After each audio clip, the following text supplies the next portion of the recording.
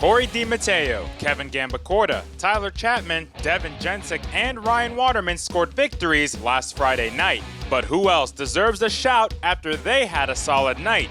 It's another edition of Stories You Missed. Teddy Hodgdon was our biggest mover in the SK Modified feature. The Lou Delisio Autobody 28 started 15th, but the Danbury native made his way forward to score his first top 5 of the year. Hodgdon finished 4th.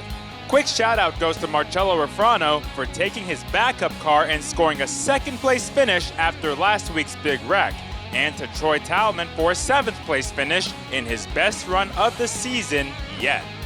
Wayne Coury Jr. is off to a much better start this year in the late models compared to 2022. The Springfield Thunderbirds 10 machine finished 5th after getting caught up in an accident early in the feature. Coury now has top 5 finishes in 3 of the last 4 races. Amanda West had a terrible start to the season in the SK Line Modifieds, but the McKinney Construction 15 led many laps in Friday's feature before scoring her best finish of the year. West held her own to claim a 4th place finish.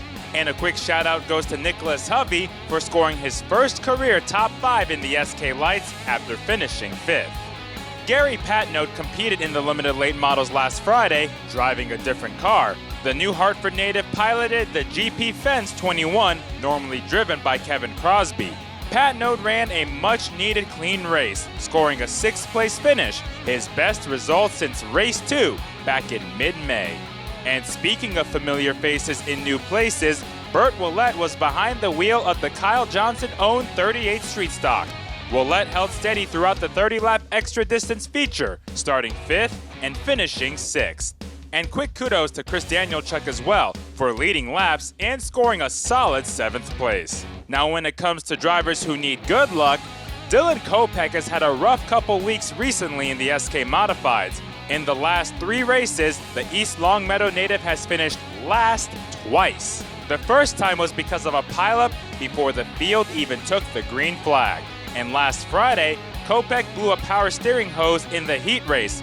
And then he blew another power steering hose before the 40-lap feature. What are the odds? So the 16 team is ready for a trouble-free Friday night this week, knowing they've had good speed in 2023.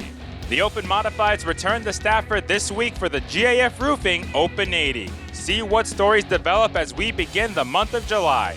Enjoy the holidays, and we'll see you on Friday.